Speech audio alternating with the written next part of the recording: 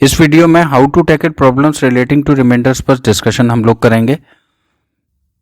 Examination में normally इस type के क्वेश्चंस हम लोगों के सामने रहते हैं। What will be reminder when 25 to the power 50 is divided by 18? What will be reminder when 25 to the power 50 is divided by 7? 7 to the power 15 is divided by 6। इस तरीके से काफ़ी सारे क्वेश्चंस हम लोगों को एग्जामिनेशन में मिलते हैं। क्वेश्चंस होते हैं ये मेनली 7 कैटेगरीज में डिवाइडेड होते हैं। अगर हम लोग ब्रॉडर कैटेगरीज में देखें तो ये जो कैटेगरी 1 है इसमें ये 1, 2, 3, 4, 5, 6 एंड 7 ब्रॉडर कैटेगरीज में हम लोग डिवाइड करते हैं। तो इस वीडियो में हम लोग इन्हीं सारी कैटेगरीज को स्टडी करेंगे। अब वीडियो को स्टार्ट करते हैं। अब जैसा हम लोगों को मालूम है कि dividend is equal to divisor into quotient plus reminder होता है, या फिर इसको हम लोग डिविडेंड यानी कि कोई भी एक नंबर है उसको हम लोग divisor into quotient plus reminder के फॉर्म में लिख सकते हैं। अब अगर यही वाले नंबर को हम d से डिवाइड करें तो d into q by d plus r by d हम इसको लिख देंगे, जहां पे ये वाला टर्म जो है ये कंप्लीटली डिवाइड हो रहा है d से। लेकिन ये वाला जो टर्म है हम लोगों का यहाँ पे r जो है ये डिवाइड नहीं हो रहा है d से, इसीलिए हम लोग r को कह देंगे कि r इज रिमाइंडर।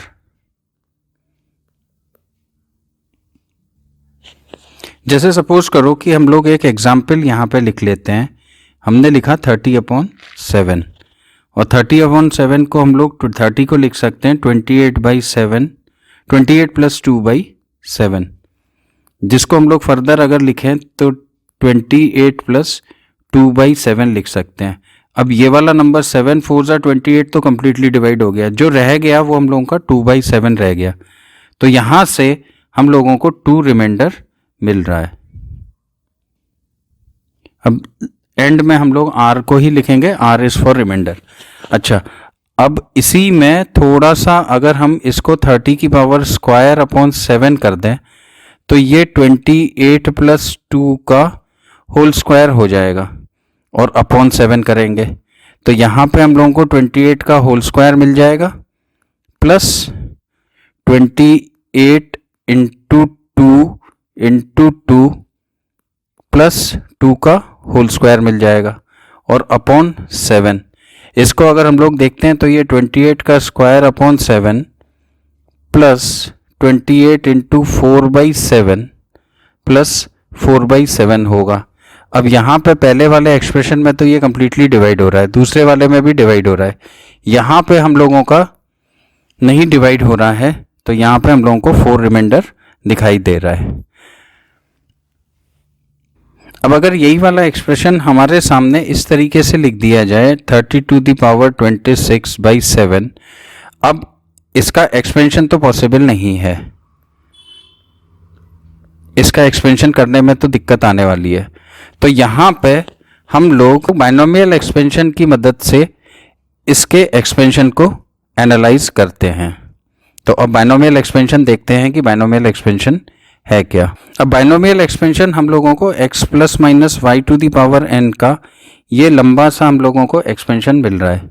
अच्छा, अब यहाँ पे हम लोगों के केस में x और y दोनों के दोनों हम लोगों के इंटीजर हैं, तो इंटीजर होने की वजह से यहाँ पे ये जो कोफिशिएंट्स हैं इनका रोल नहीं है, तो इनको पहले इस एक्सपेंशन से हटा देते हैं। एक्सपेंशन से कोफिशिएंट हटते साथ ही ये एक्सपेंशन हम लोगों को इस तरीके से दिख रहा है। अच्छा, यहाँ पर अगर हम लोग इसी वाले एक्सपेंशन में y की वैल्यू को अगर हम लोग 1 लिख देते हैं, जो कि हम लोगों के क्वेश्चन के लिए इंपॉर्टेंट है, तो ये एक्सपेंशन हम लोगों को ऐसा दिखता है जहाँ पे लास्ट में हम लोगों के पास में ये +-1 होता है। इस पूरे एक्सपेंशन में हम लोगों के लिए जो स्टडी पॉइंट है वो लास्ट के 2 जो नंबर्स हैं वही हम लोगों के लिए इंपॉर्टेंट है। तो आगे फिर देखते हैं इनका क्या यूज़ है। अब देखो, उस एक्सपेंशन को अगर हम लोग थोड़ा सा ब्रॉडर वे में देखें तो हम केस नंबर 1 को स्टडी करते हैं कि when x + y to the power n is divided by x when n is equal to even. इसका अगर हम लोग एक्सपेंशन देखते हैं तो देखो यहाँ पे सारे के सारे टर्म्स हम लोगों को पॉजिटिव मिल रहे हैं। ठीक, अब अगर इस वाले नंबर को हमने x से डिवाइड किया तो ये सारे के सारे जो टर्म्स हैं ये हमारे x से डिवाइड हो जाएंगे, और ये लास्ट वाला जो टर्म है ये हमारा x से डिवाइड नहीं होगा। तो इस एक्सप्रेशन के लिए हम लोग इसके रिमाइंडर को कह सकते हैं y to the power n। लेकिन अगर हम लोगों का कोई एक केस ऐसा मिल रहा है जिसमें y to the power n हमारे लिए टफ हो रहा है, तो यहाँ पे ये वाला जो एक्सपेंशन है ये हम लोगों को मदद करेगा स्मॉलर नंबर की तरफ जाने में। अब उसके बाद में फिर हम लोग कैसे टैकल करेंगे वो एक डिफरेंट मैटर है, जिसको हम लोग आगे चल के स्टडी करेंगे। इसी में अगर हमने y की वैल्यू को 1 कर दिया तो ये वाला जो एक्सपेंशन है, ये वाला एक्सपेंशन हम लोगों का जब हम इसको x से डिवाइड करेंगे तो सारे टर्म्स हम लोगों के x से डिवाइड हो जाएंगे, जो रह जाएगा वो 1 रह जाएगा, और डायरेक्टली हम लोगों को रिमाइंडर 1 मिल जाएगा। तो पहला तो इम्पोर्टेंट स्टेप हम लोगों को जो मिला है वो ये है। अब इनको एग्जाम्पल्स की मदद से समझते हैं। यहाँ पे मैंने 2 एग्जाम्पल लिखे हुए हैं। अब इसमें एक चीज़ देखो, सबसे पहले तो ये वाला जो 8 है, 8 को रिलेशन हम लोग अगर 7 से स्टैब्लिश करें तो ये 7 + 1 टू द पावर 32 के टर्म्स में हम लोग इसको आराम से लिख सकते हैं। अब अगर हम इसको 7 से डिवाइड करेंगे तो ऊपर जो कंसेप्ट हम लोगों ने देखा था उसके हिसाब से ये रिड्यूस होके लास्ट वाला हम लोगों को एक्सप्रेशन रह जाएगा जो कि 1 है, और यही हम लोगों का रिमाइंडर है। तो ये बहुत ही सिंपल हो जाता है इसमें। लेकिन अगर ये वाले केस को हम लोग देखते हैं नीचे वाले में, तो 7 के रिलेशन से हम लोग यहाँ पे इसको 49 + 2 लिख पा रहे हैं। अब जब हम इस नंबर को 7 से डिवाइड करेंगे तो यहाँ पे ये वाला जो पूरा एक्सप्रेशन है ये हम लोगों का रिड्यूस होके 2 टू द पावर 32/7 हो जाएगा। अब इसके आगे हम लोगों के पास में फिर वही 2 रास्ते आते हैं कि क्या हम इसको +-1 के फॉर्मेट में लिख पा रहे हैं, या फिर इसके लिए हम लोगों को साइक्लिक ऑर्डर के क्वेश्चंस को देखना होगा। तो साइक्लिक ऑर्डर को हम लोग वीडियो में लास्ट में स्टडी करेंगे, तो आप लोग वीडियो में लास्ट तक बने रहें। अब नेक्स्ट केस लेते हैं। अब देखो केस 2 में यहाँ पे x + y to the power n को अगर हम लोग x से डिवाइड कर रहे हैं, और ये वाला n जो है ये हम लोगों का ऑड नंबर है, तो ऑड के केस में भी सारे एक्सपेंशंस में हम लोगों को प्लस मिल रहा है। और अगर हम लोग इसको x से डिवाइड करेंगे तो सारे के सारे टर्म्स हम लोगों के x से डिवाइड हो रहे हैं, सारे के सारे टर्म्स से x से डिवाइड हो रहे हैं एक्सेप्ट ये वाला टर्म। तो ये वाला टर्म जो है ये इस एक्सप्रेशन के लिए हम लोगों को रिमाइंडर का काम करेगा। और वैसे अगर हम लोगों के पास में ये रिमाइंडर नहीं आ पा रहा है तो ये स्मॉलर नंबर के केस के लिए हम लोगों को आगे ले जाएगा। अब वहीं पर अगर हम लोग y = 1 डाल देते हैं, वहीं पर अगर हम लोग y = 1 डालते हैं तो ये वाले केस में देखो हम लोगों को सारे के, अगर इसको x से अगर हम लोग डिवाइड करते हैं तो सारे टर्म्स हम लोगों के x से डिवाइड हो जाएंगे, केवल जो रह जाएगा वो हम लोगों का 1 रिमाइंडर रह जाएगा। सो 1 इज द आंसर। तो +1 और -1 के केस में हम लोगों को डायरेक्टली आंसर मिल जाते हैं, और अगर x + y का एक्सप्रेशन का केस है तो हम लोगों को वो स्मॉलर नंबर्स में रिड्यूस हो जाता है। एग्जाम्पल्स लेते हैं इसके। पहले एग्जाम्पल में ये 8 to the power 33 divide by 7 है, तो 7 के साथ में इसका +1 का रिलेशन हमने ये यहाँ पे स्टैब्लिश कर लिया, 33/7 कर दिया, और यहाँ से डायरेक्टली हम लोगों को last term 1 to the power 33 मिल रहा है, जो कि हम लोगों को 1 रिमाइंडर दे रहा है। इस वाले केस में हम लोगों को 51 को लिखना पड़ेगा 49 + 2 to the power 33 divided by 7, और इस केस में हम लोग ये देखते हैं कि ये रिड्यूस एक्सप्रेशन हम लोगों को 2 टू द पावर 33/7 का मिल गया है। अब केस नंबर 3 देखते हैं, जहां पे अब हम लोगों को x - y to the power n divided by x where n is even में देखना है। देखो इसमें क्या होता है, जब ये माइनस होता है ना तो ये 2-2 के पेयर्स में हम लोगों को प्लस और माइनस के टर्म्स मिलते हैं, और लास्ट वाला टर्म क्योंकि यहाँ पे ये इवन है तो इवन के केस में लास्ट वाला टर्म हम लोगों का पॉजिटिव मिलता है, ये टर्म हम लोगों को पॉजिटिव मिलता है, इसीलिए हम लोग इसके रिमाइंडर को, इस एक्सप्रेशन के रिमाइंडर को y to the power n directly लिख देते हैं।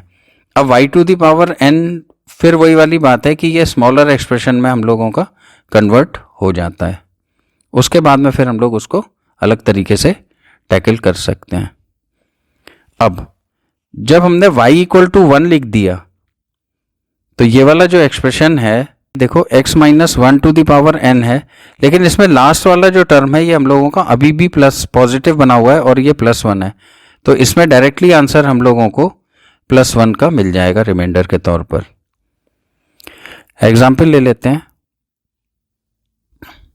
देखो ये एग्जाम्पल है 6 to the power 32 divided by 7। अब यहाँ पे 6 का अगर हम लोग 7 से रिलेशन फाइंड आउट करें तो हम लोग इसको 7 माइनस 1 टू दी पावर 32 लिख सकते हैं।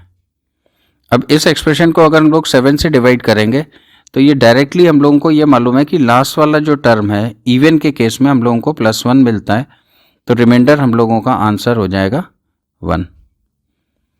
लेकिन अगर ये वाले एग्जाम्पल में हम लोग देखें तो ये 47 को हम लोग 7 के रिलेशन के हिसाब से 49 माइनस 2 लिख सकते हैं। अब ये 32 अपॉन 7 हो जाएगा, तो यहाँ से हम लोगों को फिर वही प्लस का 2 टू दी पावर 32 बाई 7, ये हम लोगों का एक रिड्यूस्ड एक्सप्रेशन मिल गया है। अब नेक्स्ट केस देखते हैं। अब केस नंबर 4 जो है दैट इज इंपॉर्टेंट, क्योंकि यहाँ पे n हम लोगों का ऑड हो गया है। ऑड के केस में देखो हम लोगों की जो पेयरिंग होगी, क्योंकि यहाँ माइनस है तो ये पहले 2 मिल जाएंगे, इसके बाद के 2 मिल जाएंगे, और लास्ट में जाके हम लोगों को प्लस के बाद में ये 2 मिल रहे हैं।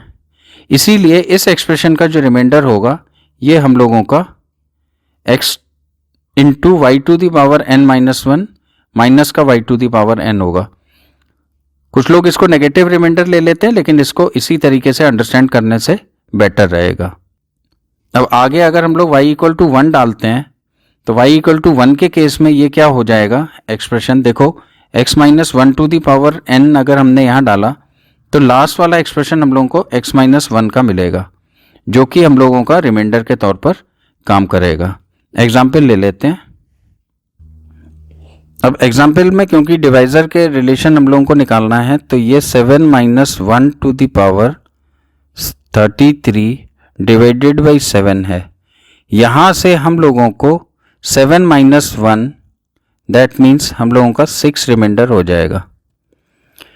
इस वाले केस में हम लोगों को क्या करना है कि ये 49 माइनस का 2 हमने यहाँ पे कर दिया और ये 33 आ गया, तो लास्ट वाला जो एक्सप्रेशन होगा ये एक्सप्रेशन हम लोगों को मिलेगा 49 into 2 to the power 32 minus का 2 टू दी पावर 33, जिसको हम लोग फर्दर लिख सकते हैं रिड्यूस एक्सप्रेशन में 2 to the power 32 into 47 by 7। अब इस टाइप के क्वेश्चंस को हम लोग आगे स्टडी करेंगे, जो कि साइक्लिक ऑर्डर के क्वेश्चंस हैं। तो जहाँ से हम लोगों को प्लस माइनस 1 में आंसर्स मिल रहे हैं तो वहाँ से हम लोगों के डायरेक्टली मिल जाएंगे, और जिनमें हम लोगों को रिलेशन स्टैब्लिश नहीं हो पा रहा है, डिवाइज़र का प्लस माइनस के साथ में अगर हम लोगों का डिविडेंड डिवाइज़र के साथ में प्लस माइनस 1 का रिलेशन नहीं दे पा रहा है, तो उस केस में हम लोगों को साइक्लिक ऑर्डर को स्टडी करना पड़ेगा। तो अब जरा साइक्लिक ऑर्डर को देखते हैं क्या है। साइक्लिक ऑर्डर ऑफ रिमाइंडर को अगर हम लोगों को देखना है तो एक एग्जाम्पल के थ्रू हम लोग इसको बेटर तरीके से समझ सकते हैं। एग्जाम्पल मैं यहाँ पे ले रहा हूँ 3 डिवाइडेड बाई 7। अब देखो यहाँ पे हम लोगों को रिमाइंडर मिल रहा है 3 का, लेकिन अगर मैं इसको 3 स्क्वायर बाई 7 कर देता हूँ तो यहाँ पे ये वाला जो रिमाइंडर है इसमें हम इंटू 3 मल्टीप्लाई करेंगे, 9 आ जाएगा, और 9 को जब हम 7 से डिवाइड करते हैं तो हम लोगों को रिमाइंडर जो मिल रहा है ये 2 का मिल रहा है। अब अगर मैं 3 टू दी पावर 3 अपॉन 7 अगर करते हैं तो यहाँ पे ये वाले रिमाइंडर में इंटू 3 करके ये 6 आ रहा है, और ये 6 बाई 7 में हम लोगों को रिमाइंडर 6 मिल रहा है। साइक्लिक ऑर्डर है तो एक के बाद में साइक्लिसिटी बनेगी।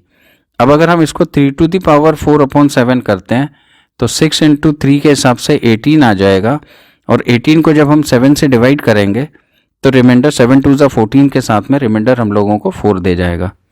अब हम इसको 3 टू दी पावर 5 अपॉन 7 अगर करते हैं तो इस वाले रिमाइंडर में फर्दर हम 3 से मल्टीप्लाई करेंगे तो हमको मिल जाएगा 12, और जब हम 12 को 7 से डिवाइड करेंगे तो रिमाइंडर हम लोगों को मिल जाएगा 5 का। अब जब हम इसको 3⁻6/7 करते हैं तो इस वाले रिमाइंडर में फर्दर हम 3 से डिवाइड करेंगे और ये 15 हो जाएगा। 15 को जब हम 7 से डिवाइड करेंगे तो यहाँ पे हम लोगों को रिमाइंडर मिल जाएगा 1 का। अब 3⁻7 अगर हम 7 से डिवाइड करते हैं तो इस वाले रिमाइंडर में फर्दर हम 3 से मल्टीप्लाई करेंगे तो ये 3 आ जाएगा और 3/7 के हिसाब से यहाँ पे हम लोगों को रिमाइंडर 3 मिल जाएगा। तो इसकी साइक्लिसिटी देखो हम लोगों को यहाँ पे रिपीट होने लग गया है। इसके बाद में ये रिपीट हो रहा है। ये जो 3 रिमाइंडर है यही रिमाइंडर हम लोगों का यहाँ पे पहुँच गया है। इसका मतलब ये है कि अब आगे जब हम करेंगे तो हमें ये सारे के सारे रिमाइंडर्स फिर वापस मिल जाएंगे। अब एग्जाम में अगर इस तरीके से साइक्लिसिटी हम लोग निकालने लगेंगे तो बहुत ज़्यादा टाइम कंज्यूमिंग हो जाएगा। तो इसके कुछ शॉर्ट मेथड्स हैं जिनसे ये साइक्लिक ऑर्डर हम लोग निकाल पाते हैं। तो अब हम लोग उनको स्टडी करते हैं। देखो ये वाले जितने भी केस हैं इसमें एक चीज़ इंपॉर्टेंट है कि जो हम लोगों का x है, x को हम लोग कभी भी जो हम लोगों का ये डिवाइड जो नंबर है डिवाइज़र, इसका +-1 के फॉर्मेट में हम लोग कभी भी नहीं लिख पाएंगे, कभी भी हम नहीं लिख पाएंगे। वो सारे के सारे केसेस यहाँ पे हम लोग देखेंगे। अब देखो ये x⁴n/p है जहाँ पे p को हमने प्राइम नंबर बता रखा है। इसको एग्जाम्पल से हम लोग अंडरस्टैंड करते हैं कि एक्चुअल में ये वाला एप्लीकेशन किस तरीके से काम करता है। अब यहाँ पे एक एग्जाम्पल लिख लिया। इसमें हम लोग ये देखते हैं कि 3 का कोई भी रिलेशन हम लोग 7 से नहीं इस्टेब्लिश कर पा रहे हैं। ना तो ये 6 बन पा रहा है इस एक्सप्रेशन में, ना ये 9 बन पा रहा है। तो जब ये सारा नहीं बन पा रहा है, 7 के साथ में 8 बनेगा तो ना तो ये 6 बन पाएगा ना ये 8 बन पाएगा। तो यहाँ पे हम लोग साइक्लिक ऑर्डर को फाइंड आउट करेंगे। तो साइक्लिक ऑर्डर को फाइंड आउट करने के लिए स्टेप नंबर 1 जो है वो ये है, ये वाला जो डिवाइज़र है 7, इसमें हम 1 - 1/7 से इसको डिवाइड कर देते हैं। तो ये हो जाएगा 7 × 6/7। और जब हम इसको 7 से 7 कर देंगे तो यहाँ पे जो नंबर आ जाएगा ये आ गया 6। और यही हम लोगों का ऑर्डर है। इसके बाद में ये सारे के सारे जो नंबर हैं हम लोगों के रिमाइंडर्स मिलते जाएंगे। तो पहला तो काम हम लोगों का ये हो गया। सेकंड जो स्टेप हम लोगों को करना है यहाँ पे वो ये है, ये जो पावर है हम लोगों की 241 की, इसको हम लोग इस ऑर्डर के हिसाब से लिख लेते हैं। तो 6 × 40 हो जाएगा और प्लस का 1 रह जाएगा। अब थर्ड जो स्टेप है, थर्ड स्टेप में हम लोग 3⁻241 जो हमारा क्वेश्चन है या जो हमारा डिविडेंड है उसको हम लोग इस ऑर्डर में लिख लेते हैं। 3 × 6 × 40 + 1। ये स्मॉलर स्टेप्स आपको अंडरस्टैंड करने बहुत ज़रूरी है। उसके बाद में फिर क्वेश्चन में जब एक बार कमांड आ जाएगी तो स्पीड अच्छी खासी हो जाएगी। अब स्टेप नंबर 4 जो है इसको हम लोग इस तरीके से देखते हैं, इनटू ये 3⁻1 है। अब स्टेप नंबर 5 में हम लोगों को क्या करना है, इसको हम लोग इग्नोर कर देते हैं और जो रह जाता है 3⁻1 इसको हम लोग अपना जो डिवाइज़र है उससे डिवाइड करते हैं। अब यहाँ पे हम लोगों को 3 आ गया तो 3 इज़ आवर रिमाइंडर। ठीक है, तो ये सिंपल है। ये सारे के सारे स्टेप्स से ये क्वेश्चन हम लोगों का सॉल्व हो गया है। अब नेक्स्ट केस लेते हैं। देखो इससे पहले वाले केस में हम लोगों ने यहाँ पे c जो था ये प्राइम नंबर लिया था, यहाँ पे ये कंपोजिट नंबर है और इसके साथ में x और c को प्राइम्स नंबर्स हैं। को प्राइम का मतलब एक भी कॉमन फैक्टर हम लोगों को नहीं मिलेगा। इसके लिए एक एग्जाम्पल लिख लेते हैं। जैसे हम 4⁻241 को हम लोग 15 से डिवाइड करते हैं तो 15 और 4 को प्राइम है। और एक चीज़ और देख रहे हैं कि इस वाले एक्सप्रेशन में इसको हम कैसे भी करके 16 या 14 के टर्म्स में नहीं लिख पा रहे हैं। तो प्रोसेस वही फॉलो करेंगे सबसे पहले। बस अब इसमें स्टेप नंबर 1 जो है वो एक एडिशनल स्टेप हो जाएगा कि हम लोगों को प्राइम फैक्टराइजेशन करना है। प्राइम फैक्टराइजेशन ऑफ डिवाइजर करना है। जैसे ये 15 है तो 15 का हमने प्राइम फैक्टराइजेशन कर दिया 3⁻1 × 5⁻1। अब सेकंड जो स्टेप इसमें करना है वो ये है कि ये वाले जो प्राइम नंबर्स हैं 3 और 5 इस डिवाइज़र को इस तरीके से हम लोगों को लिख के मल्टीप्लाई कर लेना है। तो ये हो जाएगा 15 इंटू 2/3 इंटू 4/5, ये कैंसिल आउट हो गया। और यहाँ से 8 जो मिल गया, ये 8 जो है ये हम लोगों का ऑर्डर हो गया, साइक्लिक ऑर्डर। अब इसके बाद में जब ये साइक्लिक ऑर्डर आ गया तो जो पहले वाले क्वेश्चन में हमने किए थे सारे के सारे स्टेप्स, उन्हीं को हम लोग फॉलो करेंगे। तो चलो फिर अब स्टेप्स लिख लेते हैं। स्टेप नंबर 3 में हमारी जो पावर है दैट इज 241, इसको हम लोग 8 के ऑर्डर के हिसाब से लिखते हैं। तो 8 इंटू 30 प्लस का 1 आ जाएगा। स्टेप नंबर 4 में हमारा एक्सप्रेशन 4 टू दी पावर 241 था, इसमें ये चीज़ अप्लाई करते हैं। तो 430 प्लस 1। अब इसके बाद में स्टेप नंबर 5 में हम लोग इसको लिख लेते हैं 4 into 30 plus 4 to the power 1। अब स्टेप नंबर 6 में इस एक्सप्रेशन को हम लोग इग्नोर कर देते हैं और जो हम लोगों के पास में 4 टू दी पावर 1 रह रहा है, इसको हम लोग अपने डिवाइज़र 15 से डिवाइड करते हैं और यहाँ पे 4 हम लोगों का रिमाइंडर आ गया। तो ये सिंपल स्टेप्स होते हैं, इतने ही फॉलो करने हैं। ये जो ऑर्डर है ये मैथमेटिकल टर्म्स में इसको टोशेंट बोलते हैं। अब इसका लास्ट केस लेते हैं, केस नंबर 7, जिसमें x to the power n is divided by c where c is composite number, x and c have HCF। एक एग्जाम्पल यहाँ पे हम लोग लिख लेते हैं 3 to the power 343 divided by 15। अब देखो यहाँ पे हम लोगों का HCF जो है 3 एंड 15 का जो HCF बन रहा है वो हम लोगों को 3 HCF मिल रहा है। तो इसको हम लोग फर्दर इस तरीके से लिख लेंगे 3 into 3 to the power 342 divided by 3 into 5। अब ये HCF यहाँ से हमने हटा दिया, लेकिन यहाँ पे इस HCF को हम लोगों को अलग से लिख लेना है, क्योंकि ये लास्ट में जाके जो हम लोगों का रिमाइंडर निकलेगा उसमें हमको इसको मल्टीप्लाई करना पड़ेगा, तब जाके ये पूरा क्वेश्चन सॉल्व होगा।